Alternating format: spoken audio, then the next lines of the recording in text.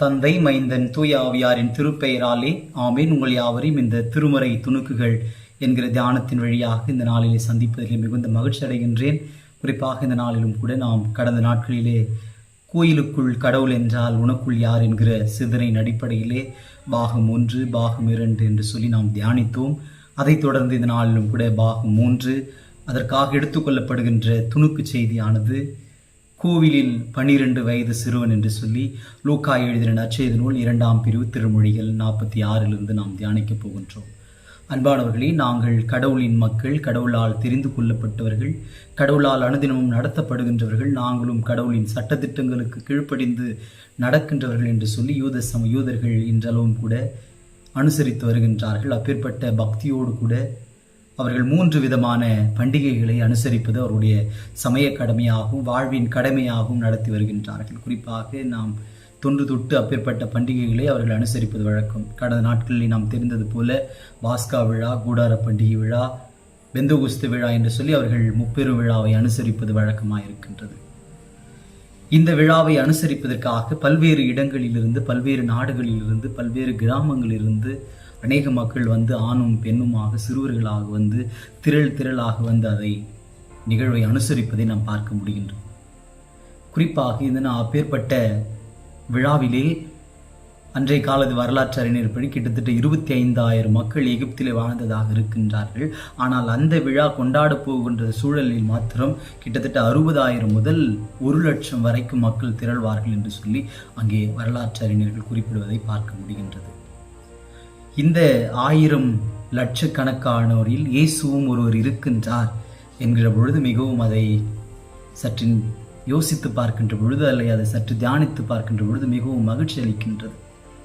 ஐயோ, அந்த இடத்தில் நாம் இல்லாமல் போய்விட்டோமே, அந்த 1,00,000 ஒருவரோ இல்லது 1000 ஒருவரோ நாம் கூட இருந்திருந்தால் இயேசுவை நேரடியாக பார்த்திருக்கலாம், அவரோடு பேசியிருக்கலாம் என்கிற ஒரு ஆவல் என் மனதுக்குள் இருப்பது போல நிச்சயம் உங்களுக்குள்ளாகவும் இருக்கும் என்பதிலே சந்தேகமில்லை. அன்பானவர்களே, இந்த விழாவை யூதர்கள் குறிப்பாக மார்ச் மாதத்திலே 15ஆம் தேதி முதல் ஏப்ரல் மாதம் 15ஆம் தேதிக்குள் இந்த விழாவை அவர்கள் அனுசரித்து நிறைவு செய்வார்களாம்.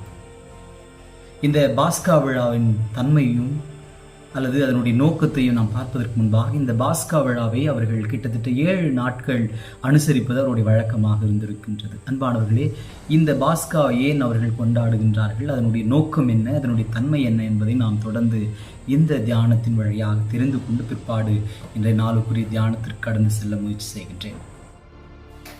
அன்பானவர்களே, தற்காலத்தில் யூதர்களாயிருக்கின்ற இஸ்ராயேல் மக்கள் எகிப்தின் அடிமைத்தனத்திலிருந்து மீட்பதற்காக யாவேவாகிய கடவுள் இறைத்தூதர் வழியாக அங்கிருக்கின்ற எகிப்தியர்களின் தலைச்சன் பிள்ளைகளை அவர் கொன்று குவித்திருக்கின்றார். அவ்வாறு கொன்று குவிக்கின்ற பொழுது யூதர்களின் தலைச்சன் குழந்தைகள் மீது பரிவு காட்டி அவர்களை ஒன்றும் செய்யாது கடந்து போகின்றவராய் இருக்கின்றார். யூதர்கள் தங்கள் குழந்தைகளை ஒன்றும் செய்யாது இறைத்தூதர் கருணை காட்டி கடந்து போனதை நினைத்து இஸ்ராயேல் மக்கள் ஆண்டுதோறும் பாஸ்கா விழாவை விமர்சையாக கொண்டாடி வருகின்றார்கள். பாஸ்கா என்றாலே கடந்து போதல் என்று பொருள். அதன் அடிப்படையிலே தான் தங்களுடைய குழந்தைகளை கொல்லாமல் அவர் கடந்து சென்றிருக்கின்றார். ஆதலால் இந்த பாஸ்கா விழாவை விமர்சையாகவும் மிக ஆர்வத்துடனும் மிக ஆனந்தமாகவும் இந்த விடுதலை விழாவாக அல்லது அடிமைத்தனத்திலிருந்து விடுதலை அடைந்தோம் என்று சொல்லி அவர்கள் இதை நினைவு கூற வண்ணமாக அனுசரித்திருக்கின்றார்கள். அன்பானவர்கள், இவ்விழாவின் மையமாக இருக்கின்ற பலியிடப்படக்கூடிய ஆட்டுக்குட்டியானது ஏறக்குறைய 2.5 லட்சம் முதல் 3 லட்சம் வரை இருக்கும் என்று சொல்லி வரலாற்று ஆசிரியர்கள் நமக்கு சொல்வதை பார்க்க முடிகின்றது. குறிப்பாக அவர்கள் எருசலேம் நோக்கி பயணிக்கின்ற பொழுது அநேக கிராமங்களிலிருந்தும், அநேக நாடுகளிலிருந்தும், அநேக நகரங்களிலிருந்தும் 3 நாள் என்று சொல்லி, 5 நாள் என்று சொல்லி, 4 நாள் என்று சொல்லி பயணித்து வருவார்கள். அவ்வாறு எருசலேம் நோக்கி பயணிக்கின்ற பொழுது பல பாடல்கள் பாடி உற்சாகத்தோடு மகிழ்ச்சியோடு வருவார்கள். அதற்கு சான்றாக தான் திருமறையிலே திருப்பாடல்கள் 122 நாம் காண முடிகின்றது. அவ்வாறு தான் இயேசுவின் தாய் மரியாளும் அவருடைய வளர்ப்பு தந்தை யோசேப்பும் இயேசுவை யூத சமயத்தின் பற்றுமையோடும் யூத சமயத்தின் சட்டத்திட்டங்களுக்கு கீழ்ப்படிந்தவராய் வளர்க்கின்றார்கள். இயேசுவும் அவ்வாறு அவர்கள் பெற்றோரின் சொற்களுக்கு கீழ்ப்படிந்தவராய் அவரை தன்னை ஈடுபடுத்தி கொண்டு அந்த சமய வாழ்வில் மிக பற்றுமையோடு வளர்வதை பார்க்க முடிகின்றது. அதன் அடிப்படையிலே தான் இயேசுவானவர் ஒரு எருசலேமிற்கு ஒரு ஈர்ப்பு, எருசலேமின் மீது ஒரு ஈர்ப்பு ஏற்படுகின்றது, எருசலேம் மீது ஒரு பற்று ஏற்படுவதை பார்க்கலாம். யூத சமயத்தையும் சமூகத்தையும் கட்டமைத்த திருச்சட்டத்தை பின்பற்றுவதில் அதிக கவனம் கொண்டவராய் இயேசு இருந்தார். அதன் அடிப்படையிலே யூத சமய பழக்க வழக்கங்களை கடைபிடிப்பதில் மிகவும் கருத்தாய் இருந்தார் என்பதன் அடிப்படையிலே தான் அவர் தன்னுடைய 12ஆம் வயதில் எருசலேம் பாஸ்கா விழாவிற்கு போகின்றார் என்று சொல்கின்றார்கள். இவ்வாறு இயேசுவின் தனி வாழ்வும் சமய வாழ்வு என்பது யூத சமய பற்றும், திருச்சட்டம், எருசலேம் நகர், எருசலேம் ஆலயம் என 4 தூண்களால் கட்டமைக்கப்பட்டிருக்கின்றது தான் யூத சமயம். ஆனால் இயேசு இந்த யூத சமயத்தின் 4 தூண்களாய் இருக்கின்ற யூத சமய பற்றும், திருச்சட்டம், எருசலேம் நகர், எருசலேம் ஆலயம், இந்த 4 தூண்களையும் அவர் மனித மாண்புக்குரிய கருவிகளாக கட்டமைத்துதான் அவரின் மேலான நோக்கமாக, திருப்பணியின் மையமாக இருந்திருக்கின்றது. அதனால் தான் அவர் சொல்லுகின்றார், நான் திருச்சட்டத்தை அழிக்க வரவில்லை, அதனை நிறைவு செய்ய வந்திருக்கிறேன் என்று சொல்வதை பார்க்க முடிகின்றது. இது போன்று பல சான்றுகளை நாம் திருமறையில் பார்க்கலாம். அன்பானவர்களே, இயேசுவும் அவருடைய பெற்றோரும் தன் சொந்த ஊராகிய நாசரேத்தூரிலிருந்து 4 நாட்கள் பயண தொலைவில் இருக்கின்ற எருசலேமிற்கு பாஸ்கா விழாவை கொண்டாடுவதற்காக செல்லுகின்றார்கள். பொதுவாக யூத சமயத்தில் ஒரு வழக்கம் இருந்தது. எந்த ஒரு சிறுவனும் 13 வயதை அடைகின்றாரோ அவர் எருசலேம் நகரத்தின் ஆலயத்தின் சட்டதிட்டங்களுக்கு அவர் உட்பட்டு இளைஞராக, முழு வாலிபராக அங்கே அவரை அங்கீகரிப்பது வழக்கமாக இருந்தது. அதனால் அநேகர்கள் அந்த நாளிலே தான் 13ஆவது வயதில் எருசலேமிற்கு அழைத்து செல்வார்கள். ஆனால் அதற்கு மாற்றாக இயேசு இந்த இடத்திலே ஒரு வருடத்திற்கு முன்பாகவே 12 வயதிலேயே அவர் எருசலேம் நகரை நோக்கி போவதை பார்க்க முடிகின்றது. அன்பானவர்கள், இயேசுவானவர் இந்த 12 வயதிலேயே வந்திருப்பதற்கான காரணம், ஒருவேளை அவர் அடுத்ததாக நாம் வாலிப பருவத்தை அடையப் போகின்றோம், இந்த வாலிப பருவத்தில் நாம் செய்ய வேண்டிய கடமைகள் ஏராளமாக இருக்கின்றது, அதனால் நாம் ஒரு வருடத்திற்கு முன்பாகவே இந்த 12 வயதிலேயே சென்று நாம் பார்த்து விடலாம் என்று சொல்லி ஒருவேளை அவர் நினைத்திருப்பதன் அடிப்படையில் கூட சென்றிருக்கலாம், அல்லது இறைவனுடைய திட்டத்தின்படி சென்றிருக்கலாம். இயேசுவும் இந்த 12 வயதில் பாஸ்கா விழாவில் கலந்து கொண்டு வெறும் சமயச் சடங்கை அனுசரிப்பது மாத்திரமில்லாமல், சமயச் சடங்கிற்கான சம்பிரதாயங்களை செய்வது மாத்திரமில்லாமல், அவர் இந்த இடத்திலே வந்திருக்கின்ற மக்களை நன்கு கவனிக்கின்றவராக, குறிப்பாக அங்கு ஆட்டுக்குட்டி பலியிடுவதை பார்க்கின்றவராகவும், யூதர்கள் பாஸ்கா விழாவை பக்தியுடன் கொண்டாடுகின்ற முறையை பார்க்கின்றதையாகவும், குறிப்பாக யூத குருக்களின் அங்கே ஓடி ஆடி செய்கின்ற பணிகளை, அவருடைய நடை உடைகளையும் பாவனைகளையும் இயேசு நன்கு பார்க்கின்றவராக இருந்திருக்கின்றார். அவர் சென்றது ஒருவேளை பாஸ்கா விழாவை அனுசரிக்க சென்றாலும் இப்பேற்பட்ட என்னதான் நடக்கின்றது இந்த பாஸ்கா விழாவில் என்று தெரிந்து கொள்வதற்காக கூட சிறுவனாக சென்றிருக்கலாம். அவ்வாறே அவர்கள் தங்களுடைய பெற்றோரும் இந்த விழாவை நிறைவு செய்து அதற்கான சமயச் சடங்குகள் முறைப்படி செய்து முடித்துவிட்டு விழாவை முடித்து கிராமத்திற்கு செல்லுகின்றார்கள். குறிப்பாக 4 நாட்கள் பயணத்தை அவர்கள் தொடர்கின்றவர்களாக இருக்கின்றார்கள். இந்த விழாவிற்கு வருகின்றவர்கள் ரொம்ப நீண்ட தூரத்திலிருந்து வருகின்றவர்கள். முதலாவது ஆண்களும், இப்போ 2வது பெண்களும், அல்லது ஆண்கள் தனியாகவும் பெண்கள் தனியாகவும் செல்வது வழக்கம் இருந்தது. ஆனால் சிறுவர்கள் இந்த ஆண்களுடைய பயணத்திலேயும் கலந்து கொள்ளலாம், பெண்களுடைய பயணத்திலேயும் கலந்து கொள்ளலாம், இங்கு ஒரு திட்டம் இருந்தது. அதன் அடிப்படையில் இவர்களும் பயணத்தை தொடர்ந்து போகின்றார்கள். ஆனால் இதில் ஒரு வழக்கம் இருக்கும், அங்கே காலை முதல் மாலை வரை தனித்தனியாக பெண்கள் அணியாக ஆண்கள் அணியாக செல்ல வேண்டும். ஆனால் இரவு நேரம் என்று வந்துவிட்டால் அவர்கள் எல்லாரும் ஒன்றாக இணைந்து உண்பதற்காகவும் இரவு நேரத்தை அங்கு தங்கி கழிப்பதற்காகவும் ஒன்று சேர வேண்டும். அதன் அடிப்படையிலே தான் அங்கே இயேசுவின் தாய் மரியாளும் வளர்ப்பு தந்தையாக இருக்கின்ற யோசேப்பும் ஒன்று சேருகின்றார்கள். அங்கே இருவருக்கும் ஒரு அதிர்ச்சி ஏற்படுகின்றது. ஏனென்றால் இயேசுவை காணவில்லை. அங்கே யோசேப்பு சொல்லுகின்றார், நான் உன்னுடன் வருவார் என்று நினைத்தேன், அதனால் நான் தேடவில்லை என்று சொல்லுகின்றார். மரியாளும் அதே பதிலை சொல்லுகின்றார், நான் உன்னோடு பயணித்து இருப்பார் என்று நினைத்தேன், ஆனால் அதனால் தான் நான் தேடவில்லை என்று சொல்லி இருவரும் மாற்றி மாற்றி சொல்லிக் கொள்கின்றார்கள்.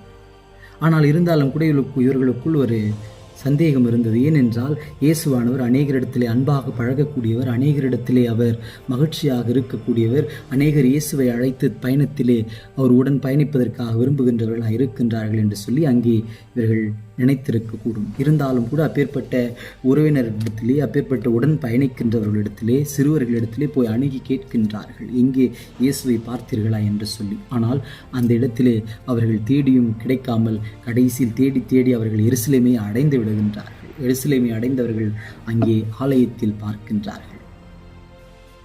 அங்கே ஆலயத்தில் பார்க்கின்ற பொழுது இவர்களுக்கு ஒரு பெரிய வியப்பு ஏற்படுகின்றது. ஏனென்றால் அந்த ஆலயத்திலே மிகவும் படித்த குருக்கள் இருக்கின்றார்கள், திருமறை வல்லுநர்கள் இருக்கின்றார்கள், அங்கே பெரிய பெரிய திருமறை ஜாம்பவான்களாம் இருக்கின்றார்கள். அந்த இடத்தில் இவர் அமர்ந்து கொண்டு பேசி கொண்டிருக்கின்றார்களே, அவர்களிடத்தில் கேள்வி கேட்பதும் அவருடைய கேள்விகளுக்கு பதில் சொல்வதுமா இருக்கின்றார்கள் என்று சொல்லி அங்கு இருக்கின்ற மரியாளும் யோசேப்பும் வியப்போடு பார்க்கின்றார்கள். ஒருவேளை மரியாளுக்கும் யோசேப்பிற்கும் தெரிந்திருக்கலாம், இவர் தந்தையின் திருவுள திட்டத்தின்படிதான் செய்கின்றார் என்று சொல்லி. ஆனால் இருந்தாலும் அவர்களுடைய பயண கலைப்பிலேயும் இயேசுவை தேடுகின்ற அந்த கவலையிலேயும் அவர்களுக்கு அது முழுமையாக புரியாமல் இருந்ததின் அடிப்படையிலே தான் அவர்கள் இயேசுவின் தாய்மறி அவரிடத்திலே கேட்கின்றார்கள், இது மகனே ஏன் இப்படி செய்தாய் என்று சொல்லி கேட்கின்ற பொழுது அதற்கு, இதோ பார், நானும் உன் தந்தையும் உன்னை மிகுந்த வருத்தத்தோடு தேடி வருகின்றோம் என்று சொல்லி அந்த இடத்தில் அவர்கள் கேட்கின்றார்கள். அதற்கு இயேசு, நீங்கள் ஏன் என்னை தேடினீர்கள்? நான் என் தந்தையின் அலுவல்களில் ஈடுபட்டிருக்க வேண்டும் என்பது உங்களுக்கு தெரியாதா என்று கேட்கின்றார். இயேசுவானவர் பொது இடத்திலே சொன்ன முதல் வார்த்தையாக இதை சொல்லுவதை பார்க்க முடியும். அவ்வாறே இயேசுவும் கூட தங்களுடைய பெற்றோரினுடைய அந்த கலைப்பின் தேடலை அறிந்தவராய் அவர்களுடன் எதுவும் பேசாமல் அவருடைய அழைப்புக்கு ஏற்று தன்னுடைய 4 நாள் பயணமாகிய நாசரேத்து ஊருக்கு மீண்டும் அவர் பயணம் செய்வதை நாம் பார்க்க முடிகின்றது. அன்பானவர்களே, இந்த குடும்பத்தின் வழியாக நாம் தெரிந்து கொள்வது என்னவென்று சொன்னால், இதை சற்று இந்த குடும்பத்தை நன்கு கவனிக்கின்ற பொழுது இந்த இடத்திலே யோசேப்பும் மரியாளும் இருவரும் இணைந்து இயேசுவை தேடுகின்றார்கள்.